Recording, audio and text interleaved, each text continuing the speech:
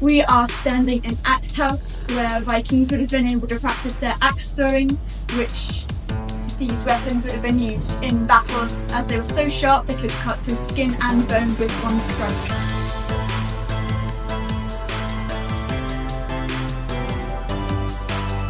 So Vikings were very interested in having beautiful blonde hair. They dye their hair with a lye in their soap, bleaching the colour out of it. Now, this is very important because if you have those lovely locks that are blonde, you're most likely to be a favourite among the Vikings. So we are standing in front of the townhouse with some olives in the background. What we think is maybe that this hotel sits on top of a Viking graveyard. So you are in fact sleeping with the Vikings here.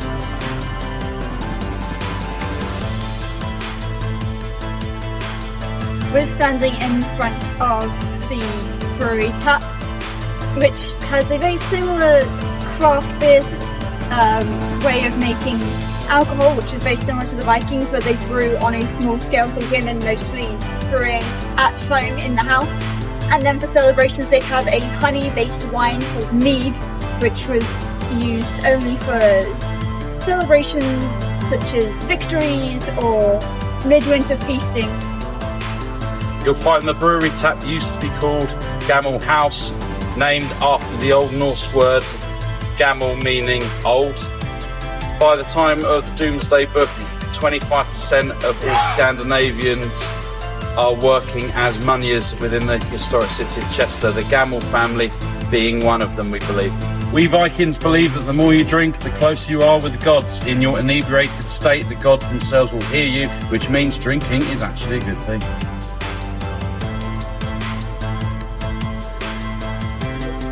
Here we are next to the beautiful River Dee. This river is very significant for the Vikings because first and foremost they were a seafaring group of people. So they would have both raiding ships and trade ships that would stretch from Scandinavia all the way to America, and as far as we can tell, they have made it as far as China with their trade.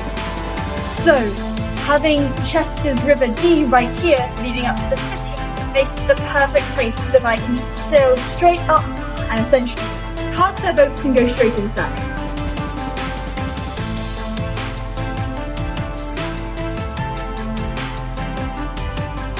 So we're in the Roman amphitheatre, and you might think nothing happened here during the Viking era, but it's wrong.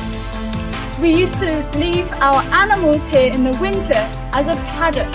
Now this is important because once Chester was under siege during Viking occupation, and we were forced to eat our animals here in order to survive.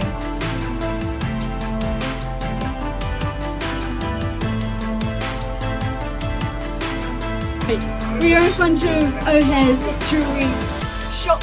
Now the Vikings were very interested in particularly silver. They didn't care much for gold or platinum, but silver was worth its weight in gold, so to speak.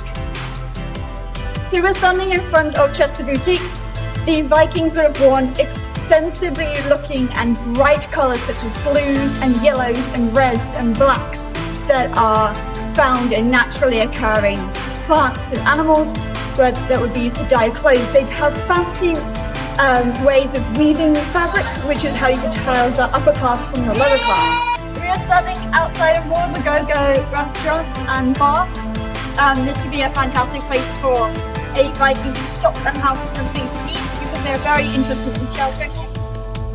We Vikings like our fish so much we actually fish red salmon over in the River Dee.